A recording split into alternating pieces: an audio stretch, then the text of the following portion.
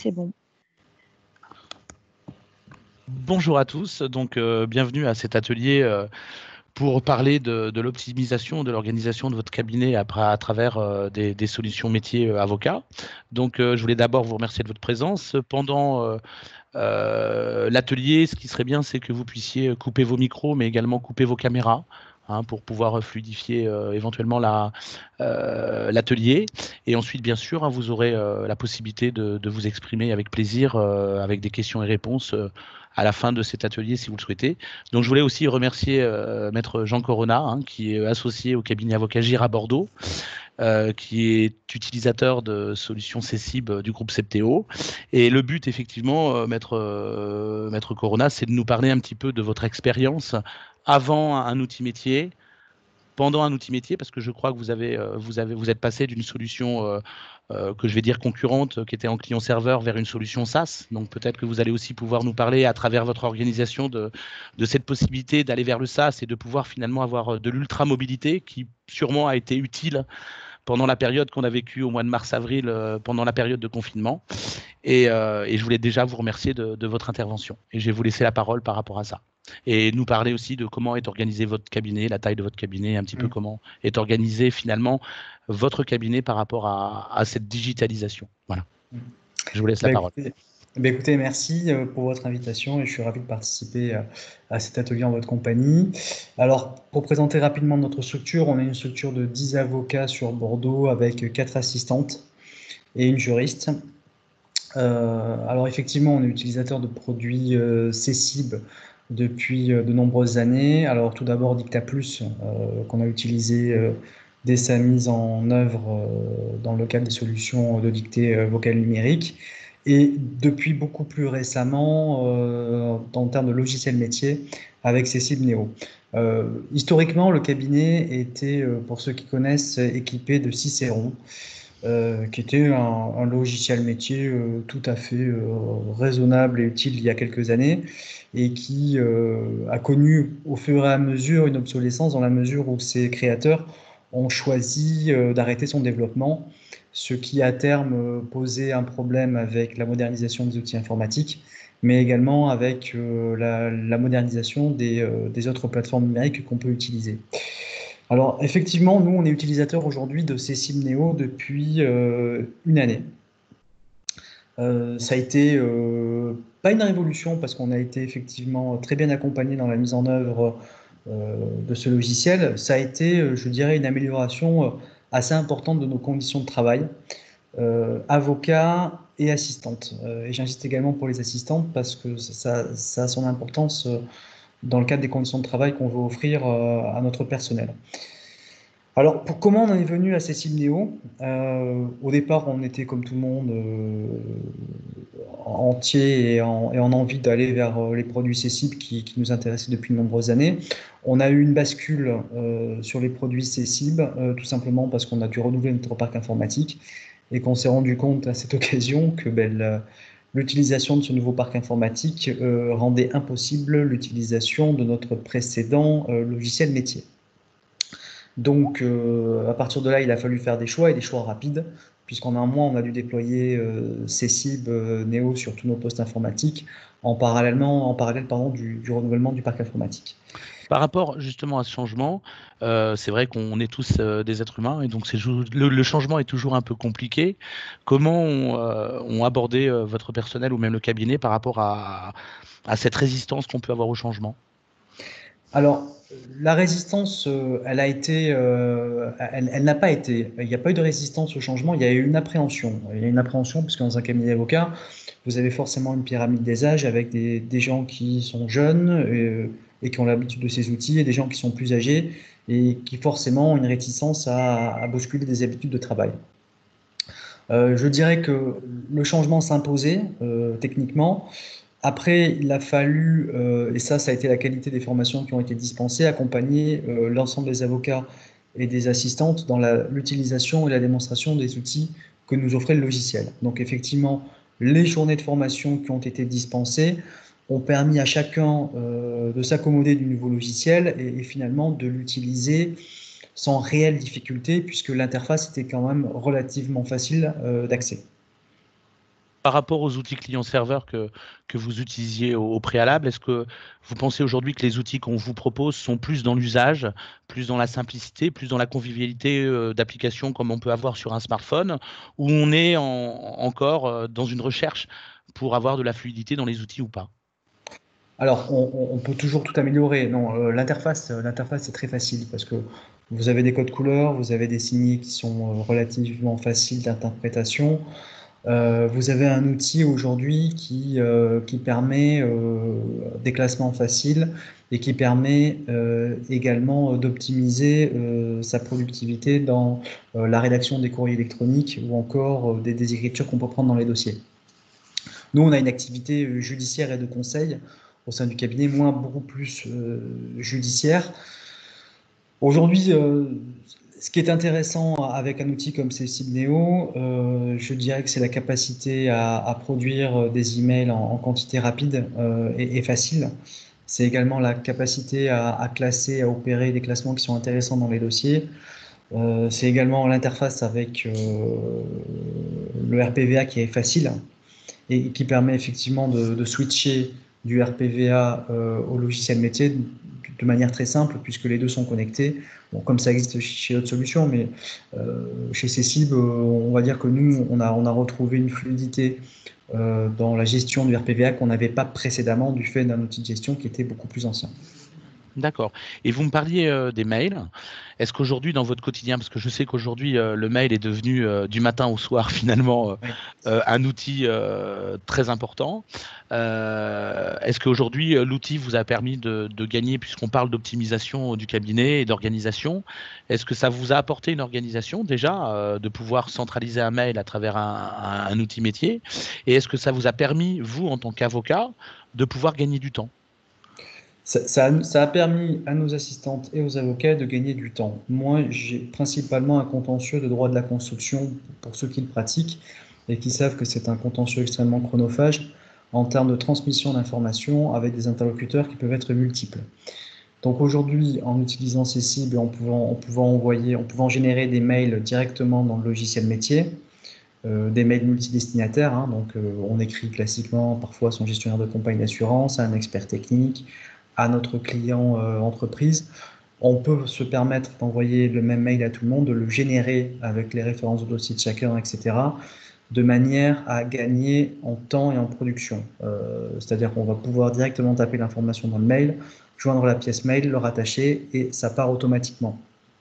Donc de ce point de vue-là, effectivement, on gagne en productivité. Hein. C'est une productivité qui est quand même assez importante, puisque nous, on a estimé qu'on avait gagné au moins 30% de productivité dans l'envoi de mails. Alors quand on sait le nombre de dizaines de mails que peut envoyer une assistante dans une journée, je ne vous cache pas qu'on arrive aujourd'hui à une transmission de l'information quasiment en temps réel. Et la centralisation du mail, parce que c'est vrai qu'aujourd'hui, quand on utilise Outlook, même à utiliser Outlook Exchange Online, finalement, la centralisation, elle est souvent casquée sur un utilisateur. Là, finalement, je suppose que vous rangez les mails dans les dossiers, que ce soit des mails entrants ou les mails sortants que vous envoyez à travers le dossier. Est-ce que ça vous apporte une pertinence dans la recherche d'informations, une pertinence dans la rapidité de trouver l'information? L'idée, c'est quand vous avez un client au téléphone, d'avoir rapidement l'information, même si c'est pas vous, finalement, qui avez transmis l'information, parce que ça peut être, j'imagine, un de vos collaborateurs ou une de vos assistantes. Absolument. Alors nous, on a pour travail, enfin on a pour travail on se fixe comme objectif de rattacher l'ensemble des mails qu'on reçoit sur notre boîte mail dans nos logiciels métiers. Alors mail entrant, hein, c'est-à-dire ceux qu'on reçoit, et mail sortant, c'est-à-dire ceux qu'on envoie.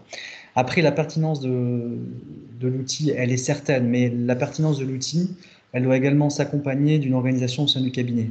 C'est pas le logiciel métier. Le logiciel métier va pouvoir vous permettre de rationaliser votre travail, mais il faut se mettre en tête que si on ne fait pas non plus un travail de dénomination des documents dans les dossiers, le matin quand vous ouvrez votre dossier, si rien n'est dénommé correctement, et en tout cas en accord avec votre secrétaire ou avec vos collaborateurs, vous entrez dans un domaine de l'inconnu à chaque ouverture de dossier numérique. Donc nous, effectivement, on a mis en place une charte de dénomination des différents documents qu'on a dans un dossier informatique, hein, c'est-à-dire qu'on s'astreint de nommer tel type de document d'une certaine manière. Un email, par exemple, qu'on reçoit d'un client, avec le nom du client, avec la date à laquelle on a reçu l'email. Donc ça, c'est un travail de dénomination et d'accès à l'information rapide.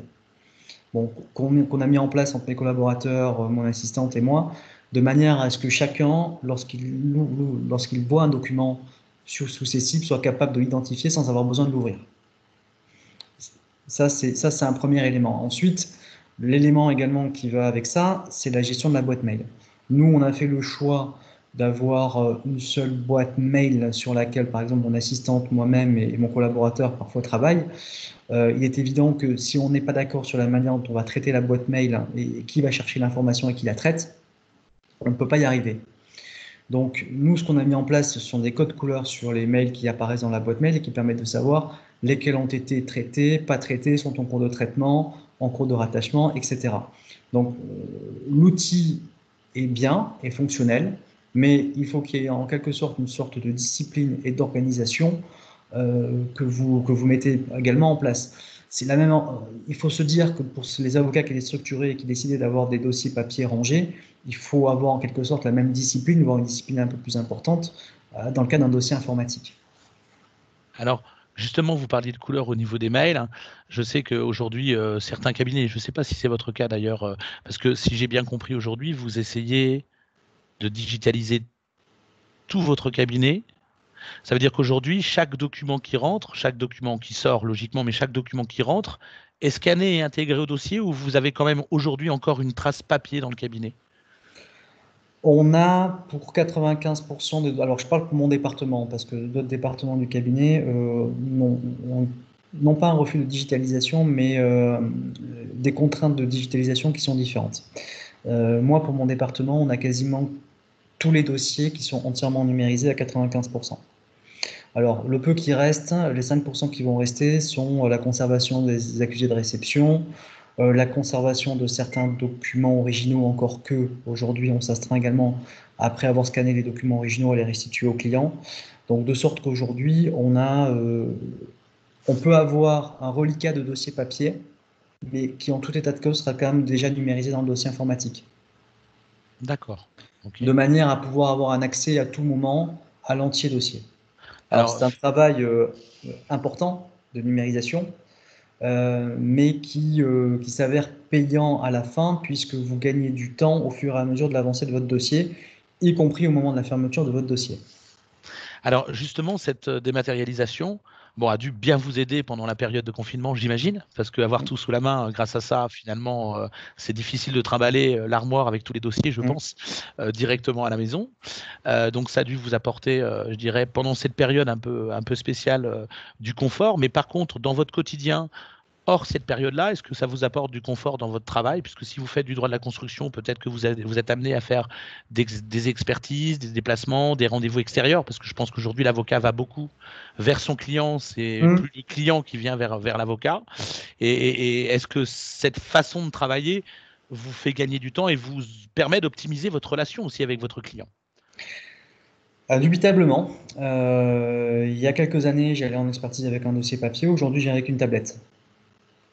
Donc, ce qui veut dire que je ne trimballe pas de dossier.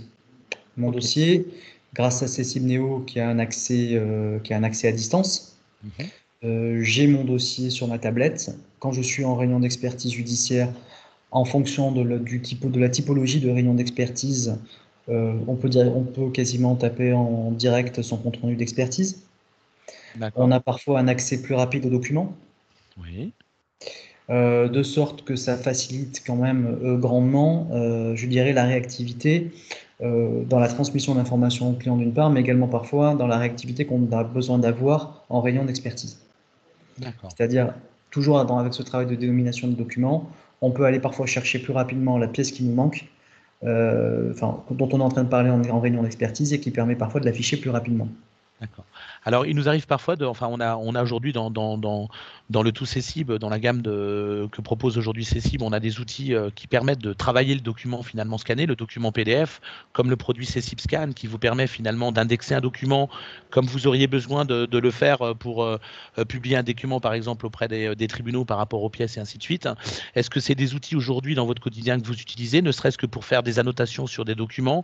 Est-ce qu'il arrive parfois, vous, en tant qu'associé, de faire travailler, par exemple, exemple un collaborateur sur un document sur lequel, avec cet outil, il va faire des commentaires, il va indexer des parties pour vous dire, tiens, Maître Corona, allez simplement à tel endroit, tel endroit, tel endroit pour pouvoir, parce que c'est des éléments importants, ou est-ce que finalement, on reste sur un travail plutôt visuel, papier ou autre? Non, non, non, non. On travaille. Alors, la dématérialisation qu'induit, par exemple, Cecil s'accompagne forcément d'une limitation de l'impression. Si on dématérialise, c'est pour arrêter d'imprimer. Alors, et ça, cette conséquence-là, en tout cas cette analyse-là qu'on doit avoir, elle s'accompagne de quoi? Elle s'accompagne également de la mise en place d'un autre environnement au cabinet. C'est-à-dire qu'effectivement, on en arrive à travailler avec 2 écrans. De manière à pouvoir, par exemple, travailler un document effectivement en utilisant l'outil que vous venez de citer, qui va nous permettre de l'annoter, de le classer dans notre dossier, dans notre dossier et de pouvoir le plaider le cas échéant. Donc effectivement, aujourd'hui, on ne va pas imprimer des pièces, on va les travailler numériquement et en même temps travailler nos conclusions, par exemple. Voilà un petit peu comment on va surligner des passages importants sur un pavé de réception quand il y a des réserves. Comme tout le monde, on va surligner les passages importants des contrats, de manière à être en capacité, le moment donné, de retrouver le passage qui nous intéresse et qu'on va pouvoir également parfois copier-coller dans le cadre de nos écritures. Et justement, pour optimiser aussi l'organisation du cabinet, ce sont des outils qui vous permettent aussi, vous savez, de pouvoir peut-être utiliser des tampons de type payer, reçu-le, je sais pas moi, à envoyer. Est-ce qu'aujourd'hui, en interne aussi, pour un processus là purement interne, est-ce que c'est des outils que vous exploitez aussi et que vous optimisez pour de la procédure interne? On peut en utiliser certains, effectivement. Là encore, c'est une affaire de process interne, de dénomination des documents, comme on fait chacun. Nous, par exemple, on va recevoir un avis de virement, on va le numériser pour en avoir la trace, de manière à pouvoir le rattacher à une facture exécutée et payée. C'est des outils qu'on peut utiliser de la même manière qu'on va utiliser un autre outil qui est Stamp pour tamponner numériquement l'ensemble des pièces qu'on produit. Et votre assistante, elle est aujourd'hui à même de vous dire aujourd'hui quel delta elle a gagné en termes de temps entre, par exemple, communiquer 50 pièces comme elle le faisait à l'époque en papier et communiquer aujourd'hui 50 pièces par un produit comme Stamp. 50% de temps gagné. D'accord, ça veut dire que si elle mettait, alors je prends un exemple, 1 heure hier à faire une communication de 50 pièces, aujourd'hui c'est plus qu'une demi-heure de temps de C'est ça, travail pour elle. c'est D'accord, ça. donc ce qui permet vraiment de pouvoir gagner du temps dans un quotidien qui parfois est de l'obligation, mais qui n'est pas le plus intéressant pour pouvoir peut-être faire de la relation client ou de la réponse au client au téléphone et ainsi de suite. Absolument, et puis on évite des travaux d'impression, donc ça a plusieurs conséquences. On fait des économies de papier, on fait des économies de photocopieuse, on fait des économies de temps puisqu'on ne se lève pas pour aller à la photocopieuse, on ne soulève plus les dossiers papier et derrière vous avez une assistante qui n'a plus mal au dos. Oui, parce qu'en plus, je suppose que vous êtes à Bordeaux, peut-être dans un bâtiment où il y a des beaux On escaliers monte et en on descend. pierre et vous montez, vous descendez. Donc j'imagine que d'avoir le dossier à portée de main, c'est toujours plus utile. Et en termes, parce que si on parle d'organisation, mais aussi d'optimisation, est-ce que les outils qu'on vous propose aujourd'hui vous permettent de mieux facturer vos dossiers ou peut-être de mieux optimiser la facturation de vos dossiers ou d'avoir une meilleure traçabilité dans vos dossiers? On a une meilleure traçabilité et un meilleur angle sur la facturation avec l'outil, effectivement. L'outil est plus précis si je fais une comparaison, en termes de gestion comptable, l'outil est plus précis que celui qu'on avait précisément par rapport, par exemple, au bilan qu'on peut avoir en fin d'année avec notre expert comptable. On a Et, un et vous, rapprochement qui est plus intéressant. et vous-même, vous avez une pratique aujourd'hui, alors je ne sais pas, est-ce que vous avez une pratique du temps passé? On peut utiliser effectivement l'outil temps passé qui nous permet d'avoir une facturation plus juste. D'accord. Et quand vous travaillez, parce que vous m'avez dit que vous travaillez avec des institutionnels, Hmm. donc je suppose, peut-être que c'est pas vrai, mais je suppose que vous avez peut-être des barèmes imposés. Est-ce qu'aujourd'hui, ça vous permet aussi, cette notion de temps passé, de voir un petit peu le delta, la rentabilité qu'on peut avoir par rapport au forfait utilisé ou pas? Alors, quand on travaille avec un institutionnel barémé, pour ceux qui viennent de traverser 2 mois de Covid comme nous venons de traverser, qui sont payés à l'audience, à l'expertise ou Ouais. autre, vous vous rendez compte que votre rentabilité est limitée dans certaines conditions. J'imagine, oui, j'imagine. C'est vrai que là, vous faites de la facturation à la tâche, quoi, finalement, à la tâche Absolument. réalisée. D'accord. Absolument. Ok. Et vous me parliez tout à l'heure de reconnaissance vocale ou de dictée numérique. Ça, c'est aussi quelque chose. Alors, est-ce que déjà toutes les personnes du cabinet l'utilisent ou pas? Aujourd'hui, les avocats associés, effectivement, dictent principalement.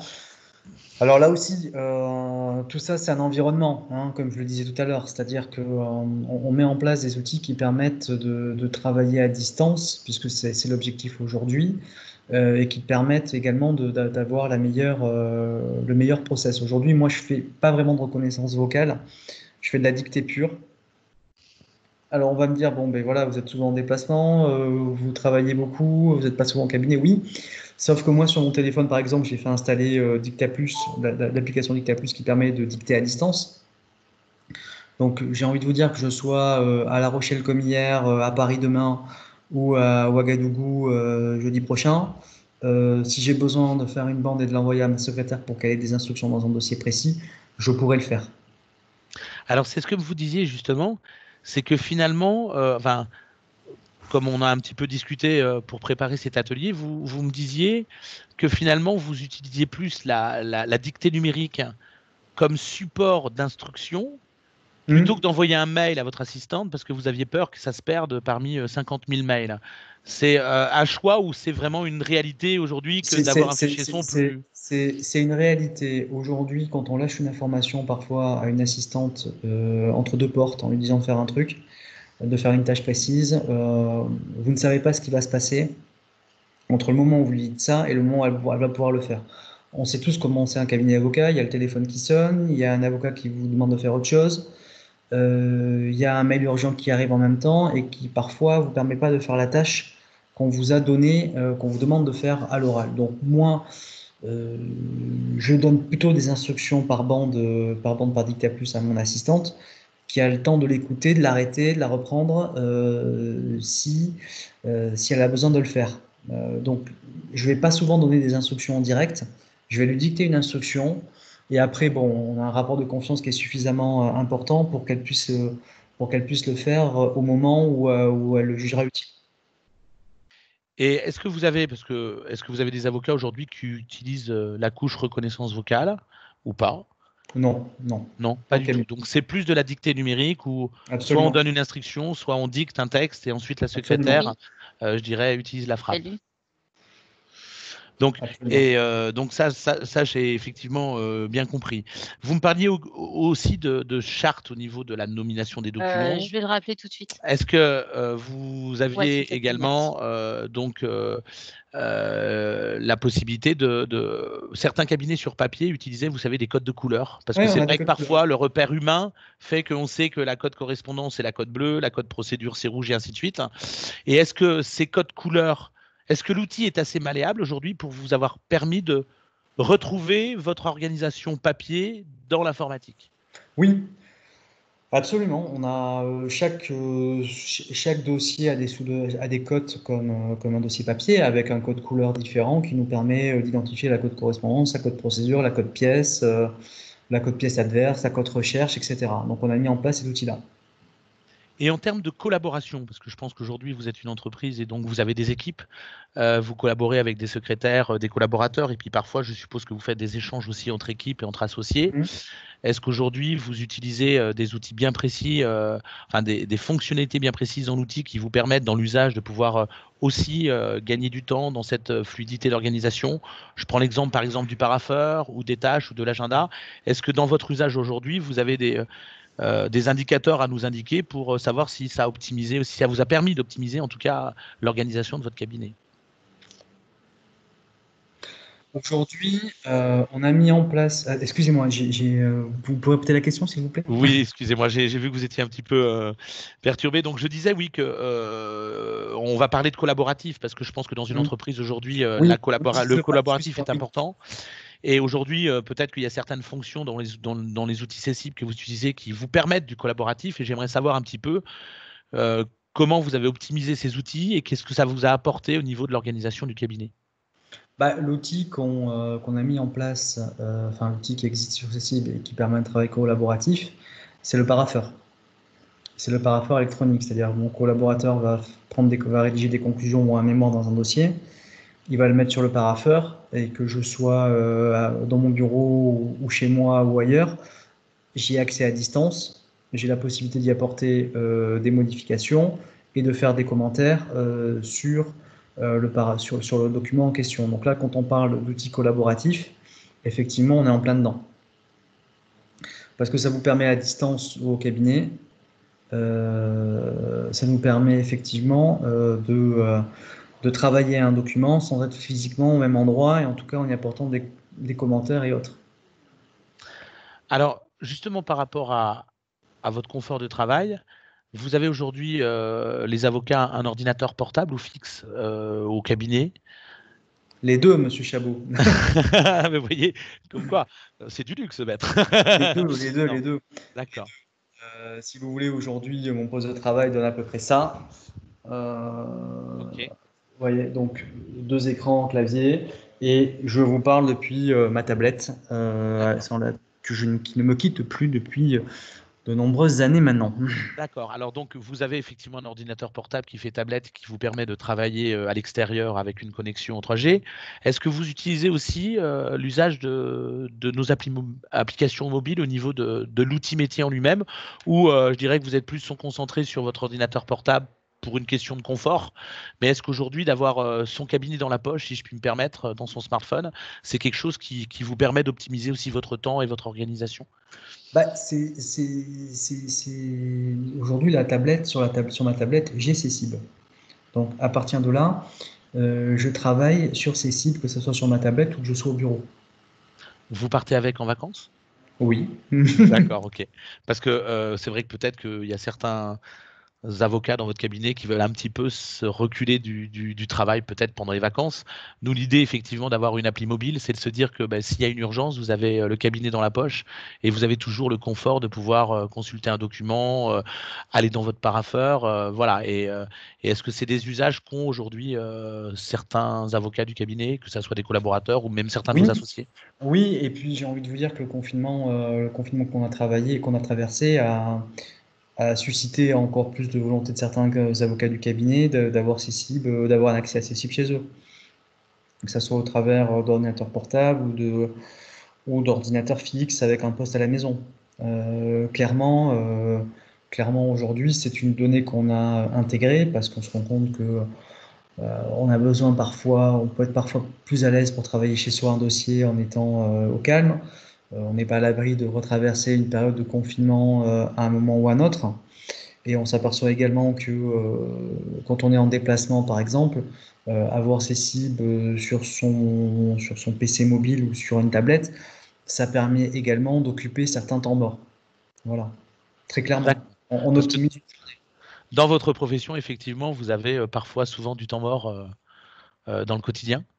Ah ben, forcément, quand vous avez aujourd'hui, quand par exemple vous allez plaider un dossier, on va dire à Paris, et que vous devez faire 4 heures de train dans la journée, se pose la question de savoir qu'est-ce que vous faites de ces 4 heures de train. Euh, Chacun vit sa vie comme il l'entend. Bon, moi je préfère utiliser ces 4 heures-là à travailler et pas ramener du travail chez moi le soir. Voilà. Alors c'est intéressant ce que vous dites parce que finalement le train va me faire rebondir sur une question assez intéressante, c'est que parfois des gens ont des craintes par rapport à l'utilisation d'un outil métier qui est sur le SaaS. Par le fait de la connexion Internet finalement. C'est vrai que dans le train, on peut avoir une petite déconnexion, ou on peut avoir par exemple en France, il y a encore des zones blanches qui ne permettent pas d'avoir Internet. Est-ce qu'aujourd'hui, c'est un frein pour vous de se dire que j'ai une solution qui est complètement externalisée et que je dépende de l'Internet? Ou ce n'est pas du tout pour vous dans le quotidien en tout cas, ça vous a jamais posé de problème? Ça ne pose plus de problème depuis qu'on a la fibre au cabinet. Après, le jour où vous avez une rupture d'Internet, on n'est pas seul, hein. Tout le monde sera coupé d'Internet. Donc, si vous voulez, j'ai envie de vous dire, on sera tous dans la même galère, si vous me passez cette expression. Je comprends. Après, effectivement, le fait d'avoir une solution dématérialisée, notamment pour les déplacements, Bon, ça dépend de votre déplacement et ça dépend de l'utilisation que vous avez de votre outil métier. Il y a des gens qui auront peut-être ces cibles un jour et qui refuseront de travailler depuis chez eux ou en vacances, c'est leur choix. Après, quand on part en déplacement, bon, il peut arriver, mais ça aussi, je dirais que ça s'appréhende un peu en avance. Moi, effectivement, il y a des fois où je pars dans des lieux qui sont vraiment perdus dans la campagne. Bon, on peut aussi exporter son dossier sur une clé USB et pallier à la difficulté de ne pas avoir accès à distance à son logiciel métier. Voilà. C'est un travail aussi, c'est l'organisation. De la même manière qu'il y a 15 ans, on imprimait son MAPI pour savoir comment on allait à un endroit. Aujourd'hui, il suffit de regarder et de vérifier qu'on n'est pas dans une zone qui va être peu ou pas couverte. Voilà. Et après, bon, ben, j'ai envie de vous dire sur la solution mobilité, on a toujours une connexion 4G avec son téléphone qui fait la pointe pour se connecter. Puis ça coûte rien de demander le code Wi-Fi à quelqu'un quand on arrive dans un endroit. Tout à fait. Alors, j'ai une question de Mylène qui est intéressante. Bon, vous n'avez pas vécu le passage d'un logiciel qu'on développait avant qui s'appelait Cecib Expert vers Cecimneo, mais finalement, vous avez connu le passage entre un logiciel, si j'ai bien Mmh. compris, qui s'appelait Cicéron, qui était une technologie comme Cecib Expert en client-serveur vers Cecimneo.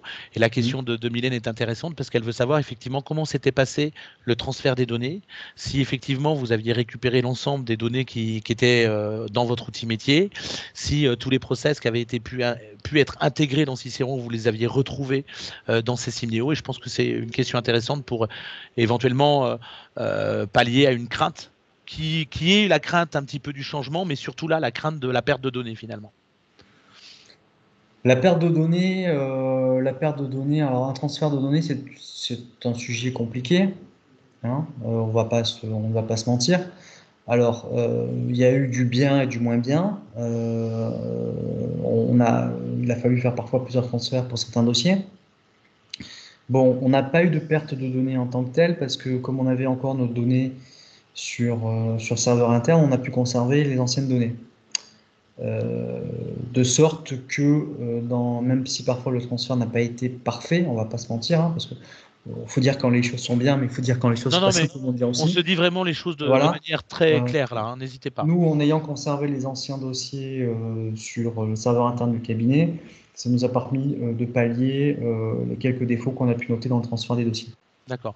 Alors, pour assurer quand même effectivement Mylène, il faut savoir aussi que, bon, comme vous le disiez, hein, le travail d'une récup de données, même si on récupère parfois certains logiciels 10 fois, 20 fois, 30 fois, 100 fois, c'est toujours un travail de dentelière, comme je dis, parce que c'est vraiment un travail très précis.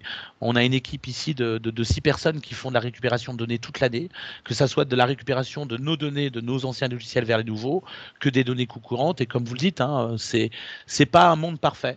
Parce que parfois, il y a certains cabinets qui utilisent des usages dans un produit qu'on ne retrouve pas dans un autre. Vous voyez, par exemple, on peut rencontrer des fois des cabinets qui utilisaient Mm. par exemple Cicéron et qui ne lettraient pas leurs factures. Donc nous, quand on récupérait les factures et les règlements, ben, comme on n'avait pas de lettrage, toutes les factures ressortaient en impayé parce que dans le programme précédent, Mm. on n'avait pas ce typage entre les factures et les règlements. Donc, c'est vrai qu'aujourd'hui, nous, on est. Alors, je ne sais pas si c'était le cas quand il y a un an, on vous a rencontré, mais c'est vrai qu'aujourd'hui, dans l'usage, maintenant, on propose à nos cabinets de faire des pré-récup et de pouvoir faire Mm. des ateliers de travail autour de ces pré-récup pour justement accompagner au mieux la passation vers la dernière récup de données, qui est la récupération définitive de vos données. Voilà. Mais ça, je pense que c'est important d'en parler parce que ça peut être une inquiétude par rapport Mm. même à l'organisation, même à l'optimisation du cabinet. Je voulais savoir au niveau de l'outil, est-ce qu'aujourd'hui, vous vous servez de l'outil aussi en termes d'organisation et d'optimisation pour tout ce qui est délai de procédure, pour tout ce qui est process interne par rapport à des événements, à des tâches, à des événements chaînés ou autres? Effectivement, on s'en sert également pour ça, c'est-à-dire que soit vous utilisez l'outil tâche, soit vous utilisez l'outil agenda pour faire des rappels, comme préparer son dossier de plaidoirie, se mettre des tâches en amont pour vérifier si on a reçu les pièces du client, les pièces de l'adversaire. Bon, évidemment, toutes les dates sont notées au planning informatique pour les dates de mise en état. Donc, effectivement, on l'utilise à plein rendement. Et justement, vous parliez de mise en état. Est-ce que vous utilisez la fonction qui permet de faire le lien avec la plateforme Ibaro pour la mise à jour de votre agenda automatique par rapport justement, vous savez, au report des audiences de mise en état? On l'utilise également, oui. Donc ça, je suppose que peut-être qu'avant, vous étiez obligé vous-même de reporter les dates de dossier à dossier. Je suppose que ça, c'est quelque chose qui vous a également fait gagner du temps. Ça nous a fait gagner du temps, effectivement. D'accord, ok. Est-ce que vous voyez dans votre organisation de tous les jours, parce qu'il faut aussi qu'on soit à l'écoute, est-ce que vous avez aussi dans vos usages des besoins, je dirais, particuliers pour continuer à pouvoir optimiser votre cabinet et votre organisation, et que peut-être Bah, qu'aujourd'hui, on n'aurait pas répondu encore à cette organisation-là? non, il y a toujours l'utilisation d'un logiciel, elle est intéressante quand on peut faire évoluer le logiciel en fonction des besoins du client.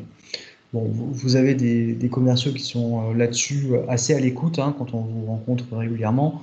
On fait passer le message effectivement à vos commerciaux sur la manière techniquement qu'on pourrait voir évoluer le logiciel. Donc oui, au fur et à mesure de l'évolution du logiciel et de son utilisation, on est parfois amené à vous faire des retours, oui. Ça a été le cas dans le cadre de l'envoi des mails, par exemple, où on pouvait pas, quand on décidait de taper un mail, on pouvait pas le nommer avant de l'envoyer. C'était un problème puisqu'il fallait rentrer après l'avoir envoyé, il fallait re-rentrer dans le logiciel dans le dossier pour pouvoir le renommer. Il était un peu schizophrénique. Bon. Par exemple, ça c'est une tâche qui a été modifiée, que nous on avait fait remonter, mais j'imagine qu'on ne devait pas être les autres, qu'on ne devait pas être les seuls, pardon. Oui, tout Et à ça a fait. été un plus dans l'organisation du cabinet parce que ça a été un gain de temps. Vous êtes donc vous-même peut-être, mince, excusez-moi, vous êtes membre peut-être de notre club utilisateur Le Laps, ou peut-être que c'est aussi un projet? Ça sera un projet. D'accord, ok. Il y a Mylène qui nous pose une nouvelle question. Alors, bon, ça me permet aussi de parler de l'organisation que peut apporter l'écosystème Cécile, parce que c'est vrai qu'aujourd'hui, l'écosystème Cécile, c'est finalement vous avez des fondations qui sont les outils métiers, comme le logiciel Cecim Neo que vous utilisez. Et puis après, on a effectivement des périphériques qui sont, comme vous l'avez dit tout à l'heure, le Cecim Scan ou le Cecim Stamp ou même Dictaplus, qui sont des outils Mm. liés à ces fondations, mais qui nous permettent encore d'optimiser encore mieux, je dirais, le cabinet. Et là, Mylène nous posait une question sur la partie téléphonie, parce que c'est vrai que sur les anciens logiciels, peut-être vous aviez ça dans Cicéron, il y avait ce qu'on appelle une gestion d'appel téléphonique, vous savez, pour avoir une traçabilité du client quand il est appelé et ainsi de suite. Et donc, pour répondre à Mylène, sachez qu'aujourd'hui, le groupe Septéo, puisqu'aujourd'hui, c'est le Legal Digital Day, c'est aujourd'hui un salon digital qui est organisé par le groupe Septéo. Sachez qu'aujourd'hui, le groupe Septéo intègre une société qui s'appelle HappyWave, qui développe un logiciel qui s'appelle Softphone, qui est un logiciel de téléphonie sur IP. Et on a effectivement développé un lien qu'on pourrait appeler, comme à l'époque, un module CTI, qui permet de faire le coupage entre la téléphonie et l'informatique, et qui permet justement au moment où effectivement on a un appel, qu'il y ait une remontée de fiches, qu'on puisse choisir le dossier, qu'on puisse intégrer Mm. un temps passé dans le dossier, et qu'on puisse avoir une traçabilité du journal d'appel directement dans le dossier. Parce que je pense que pour vous, maître, je pense que là je suppose, tous les éléments d'un dossier sont importants pour vous, que ça soit l'appel téléphonique, que ça soit le rappel, que ça soit bien sûr l'agenda, que ça soit le document. Est-ce qu'il y a des choses qui sont plus importantes que d'autres, ou finalement tout a son importance et à la même hauteur? Non, tout a son importance parce qu'un message RPVA peut contenir une information importante, un appel télé, un client qui appelle et qui laisse un message, qui laisse un message à une secrétaire au moment de le rappeler, ça peut avoir une importance également. Enfin, moi, je considère qu'il n'y a pas de petites informations dans un dossier. Mais ça, c'est mon point de vue. D'accord. Et alors là, je vais rentrer peut-être dans le côté intime du cabinet. Vous avez différentes, je suppose, générations dans le cabinet. Mmh. Je sais que l'informatique, parfois, il est plus facile et plus abordable par une génération un peu plus jeune que d'autres. Est-ce qu'aujourd'hui, par les usages, par facilité, tout le monde a réussi quand même Oui, facilement à rentrer dans l'outil? oui. Notre inquiétude ou notre souci, c'est de se dire, aujourd'hui, on se dit qu'un outil, comme on le fait sur le smartphone, hein, quand on installe une application sur son smartphone, finalement, on retrouve tellement de codes identiques dans toutes les applis que finalement, on arrive à naviguer et utiliser une application sans finalement avoir besoin de quelqu'un qui nous accompagne pour apprendre à utiliser cette application. Est-ce que vous pensez qu'aujourd'hui, dans l'organisation, dans l'optimisation de nos produits pour votre cabinet, on se rapproche de cet usage-là ou pas? Non, pas encore. Pas encore, parce qu'aujourd'hui, quand même, euh, il y a des raccourcis. Vous avez un logiciel métier avec des raccourcis, avec des manières de faire. Chacun va parfois choisir pour exécuter la même tâche. Vous pouvez parfois avoir plusieurs manières d'y arriver. Donc certains vont être sensibles à une manière de faire. On va parler par exemple de la manière de rattacher les mails. Oui. On peut rattacher les mails de différentes manières. Je pense qu'il y en a au moins deux. Aujourd'hui, certains de mes associés vont les rattacher d'une certaine manière, d'autres collaborateurs vont les rattacher d'une autre. On va parfois pas être d'accord parce qu'on sur le gain de temps qu'on va gagner ou pas sur la chose. Vous voyez, il y a encore, et nous même parfois quand on discute de l'utilisation du logiciel métier, on va se rendre compte que l'un fait comme si, l'autre fait d'une autre manière. Donc vous voyez, de ce point de vue-là, il y a besoin de formation. C'est pas un outil c'est pas un outil qu'on prend en main au premier coup lorsqu'il est installé sur son poste. Il faut une formation qui se déroule bien parce que les choses sont expliquées clairement, mais il y a quand même une nécessité d'être accompagné un certain nombre d'heures pour une prise en main maximale. D'accord. Et parce que certains cabinets nous disaient parfois que quand arrivaient les nouvelles fonctionnalités, parce qu'on fait des mises à jour régulières, Oui. déjà, est-ce que c'est perturbant pour l'utilisateur d'avoir, on va dire tous les mois et demi, une petite mise à jour le matin quand vous arrivez au cabinet qui apporte du fonctionnel supplémentaire? Ça, c'est le premier point. Est-ce que c'est déjà perturbant pour l'organisation du cabinet, oui ou non? Non. Non, Et parce il faut simplement prendre connaissance et après se mettre alors, d'accord sur le fait de savoir si. Alors, parfois la mise à jour va être pertinente dans notre utilisation oui. et parfois elle ne va pas l'être. Voilà. Alors, on se pose parfois des questions, c'est est-ce que les gens, vous savez, quand vous faites la mise à jour, on envoie les utilisateurs vers une page internet qui leur permet Mhm. d'avoir des vidéos et de se faire un petit peu de l'auto-formation. Est-ce qu'aujourd'hui, dans la pratique, dans votre cabinet, les gens ont ce réflexe d'aller et d'attendre et de bien s'auto-former quelque part, ou la page internet s'ouvre et ils la ferment directement et finalement, voilà. Vous allez avoir les deux attitudes, c'est-à-dire que vous allez avoir une attitude de gens qui aujourd'hui essaient de s'approprier l'outil euh, en maximisant son utilisation. Donc, de ce point de vue-là, aujourd'hui, mon assistante qui était très papier il y a quelques années, aujourd'hui, a pris conscience au fur et à mesure de l'intérêt d'utiliser un logiciel métier à son maximum, de sorte qu'effectivement, la mise à jour, elle va y être extrêmement sensible. Bon, moi également, parce que je ne suis pas toujours là, donc j'ai besoin aussi de prendre connaissance parfois des vidéos, comme par exemple la possibilité de créer des réunions Teams maintenant depuis en envoyant des mails depuis ses cibles, etc. Donc ça, c'est des ajouts qui sont révélés pertinents et qu'on utilise aujourd'hui. C'est sûr qu'on va de plus en plus, ça c'est la période qu'on a vécue de confinement, on va Mmh. de plus en plus vers le collaboratif et vers des outils comme Teams, comme on l'utilise là, Mmh. qui nous permettent vraiment d'avoir un confort de travail et un travail collaboratif encore plus poussé. Et finalement, comme Microsoft le fait bien, pourquoi ne pas Mmh. s'appuyer sur eux finalement?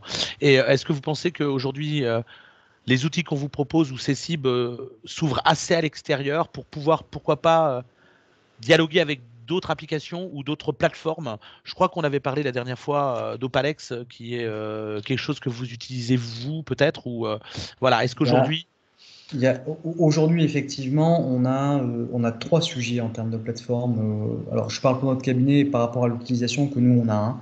Aujourd'hui, on a trois plateformes avec lesquelles c'est compliqué, enfin, voire en fait, c'est impossible. Aujourd'hui, on n'a pas d'accès à Opalex par le biais du logiciel métier. Donc, Opalex, pour ceux qui connaissent, c'est l'application qui est utilisée, c'est la plateforme qui est utilisée, pardon, par les experts judiciaires pour déposer les documents qui sont produits dans le cadre d'une expertise judiciaire.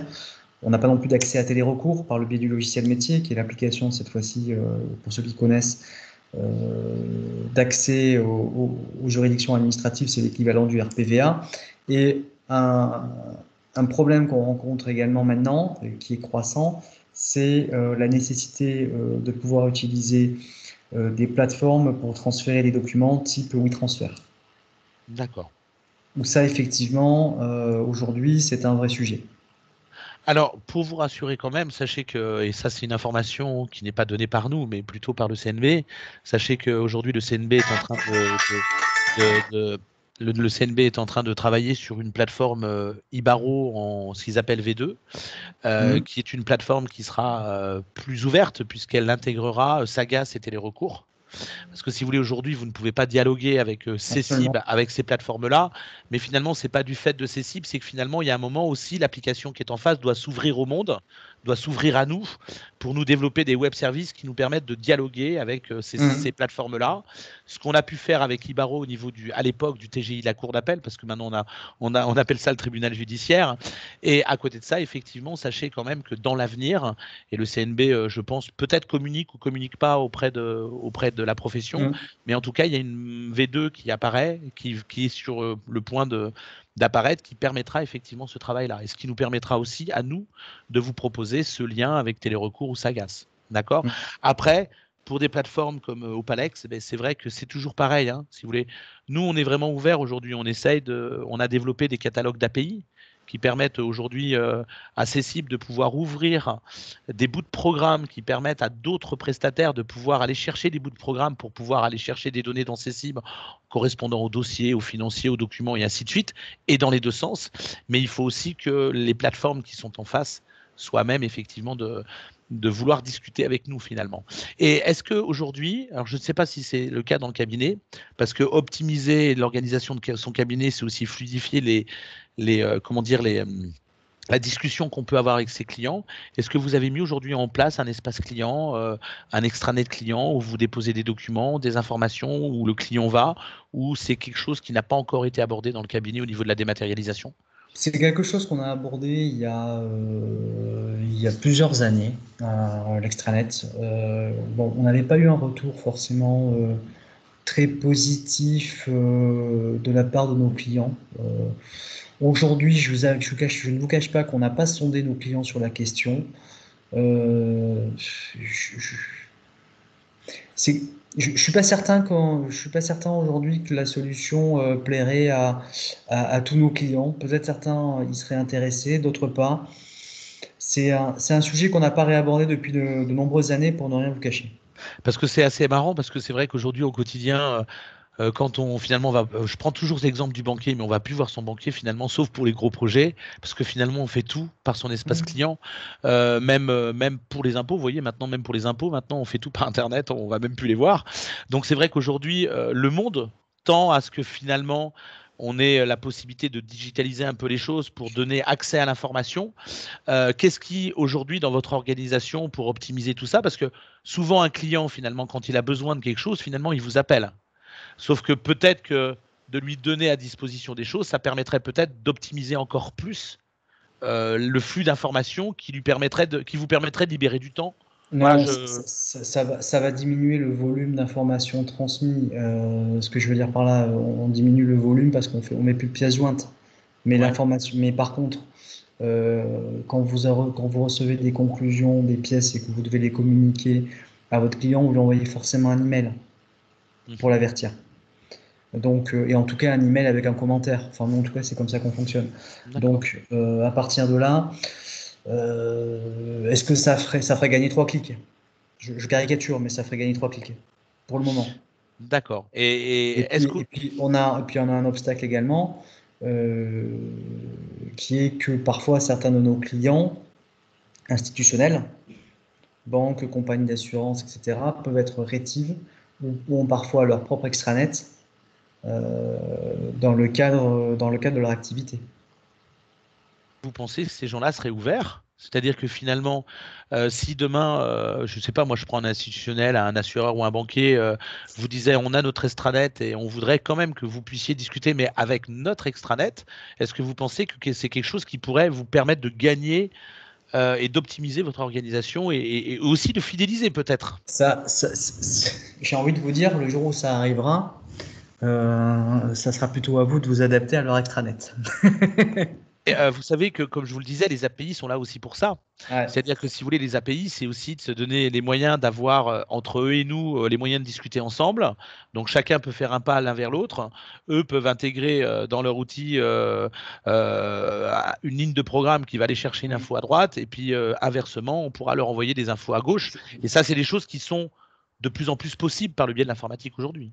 Voilà, je pense que l'avenir, c'est plutôt. Alors, je parle des clients institutionnels, hein, vraiment. Hein. Je pense que l'avenir, pour ceux qui s'y mettront un jour, sera plutôt des extranets auxquels nous, on devra s'adapter. D'accord. Et donc, ce qui voudra dire qu'on doit créer une passerelle entre notre logiciel métier et leur extranet.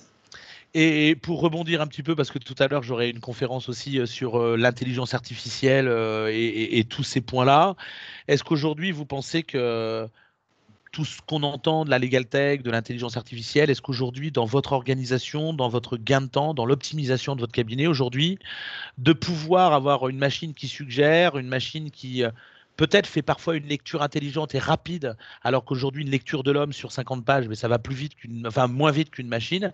Est-ce que c'est quelque chose qui, pour vous, dans l'avenir de demain, sans bien sûr vous remplacer, sans remplacer l'homme parce que c'est pas possible, est-ce que pour vous, dans vos usages ou dans votre organisation, c'est quelque chose qui demain pourra vous aider? Ça dépendra ça dépend de ce qu'on entend par intelligence artificielle. C'est-à-dire, est-ce que c'est de la data? Est-ce que c'est de l'analyse de data? Ça peut être Euh, ça. Est-ce que c'est vous tapez des conclusions et puis vous avez un logiciel qui est capable, en fonction d'une jurisprudence que vous citez, d'aller vous en chercher quatre autres qui sont sur le même thème? C'est aussi Euh, ça. voilà, c'est un sujet. C'est un sujet. C'est-à-dire, peut-être qu'un jour ça le fera. Après, est-ce que ça vaut le coup de mettre quatre jurisprudences sur le même sujet? C'est aussi un sujet.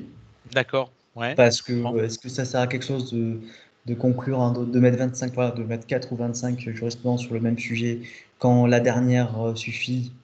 Euh, voilà, c'est une question. D'accord. Chacun, là encore, travaille comme il l'entend. Euh, Ça pourra servir, ça pourra servir.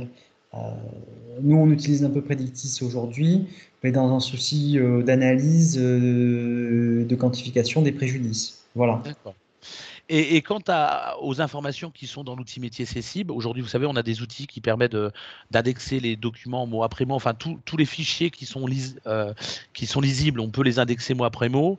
Est-ce qu'aujourd'hui, vous êtes constitué une base de connaissances qui permet au cabinet un partage, donc un gain finalement de temps, parce que peut-être que vous avez été chercher l'information et que votre associé demain, dans d'un mois, dans 2 mois, dans 2 ans, il aura besoin de cette information-là et que plutôt que d'aller la re-rechercher, ben, finalement, il va bénéficier du travail que vous avez effectué. Est-ce qu'aujourd'hui, c'est quelque chose qui vous a aidé à fluidifier une base de connaissances ou pas dans le cabinet?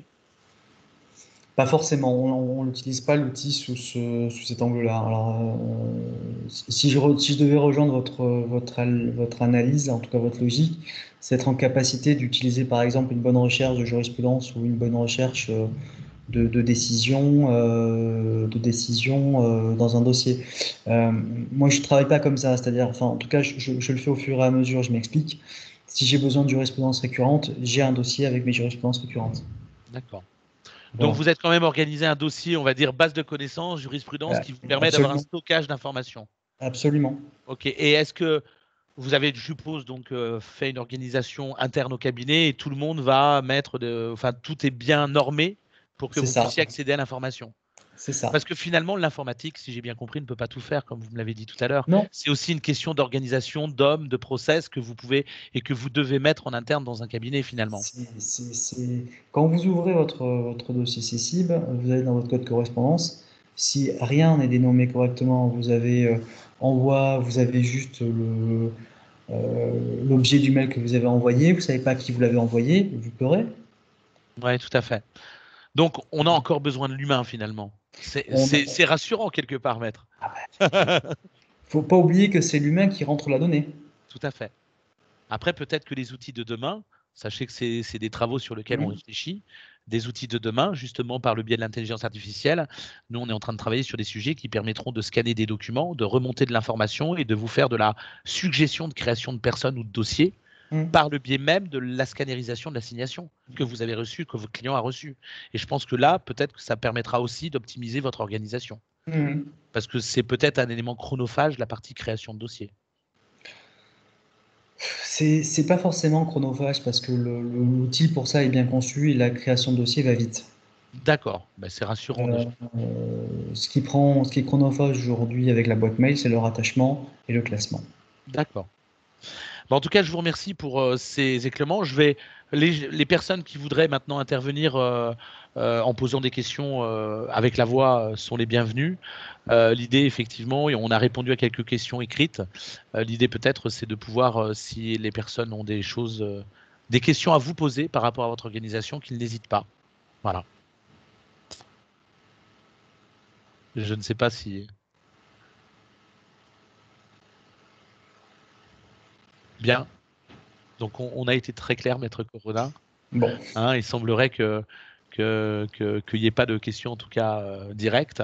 Mais en tout cas, je vous remercie de votre témoignage, parce que c'est toujours intéressant de voir comment aujourd'hui un cabinet français est organisé à travers un outil métier. Je veux dire, quel que soit son lieu. Bordeaux est une belle ville en plus, parce que j'habite pas très loin, donc voilà. Donc Mhm. j'en profite pour faire une petite publicité de la région. Voilà. Et puis, eh ben surtout, si les gens qui étaient à l'atelier avaient besoin de se remémorer un petit peu cette discussion et ces témoignages, n'hésitez pas, puisqu'on va mettre bien sûr en ligne l'ensemble de cet atelier sur la vidéothèque. Je remercie Mylène, bien sûr, attention, je ne suis pas chauvin. Grenoble aussi est une belle ville, je vous rassure. Voilà. En tout cas, effectivement, le but, c'est effectivement d'apporter de l'organisation. Et merci encore pour votre témoignage et pour l'heure que vous nous avez accordée par rapport à cet atelier sur l'optimisation de l'organisation de votre cabinet. Écoutez, c'était avec un immense plaisir. Bon, en tout cas, merci à tous. Et puis, écoutez, n'hésitez pas à aller sur les autres ateliers qui se déroulent aussi tout le long de la journée. Merci encore. Merci, au revoir. Au revoir.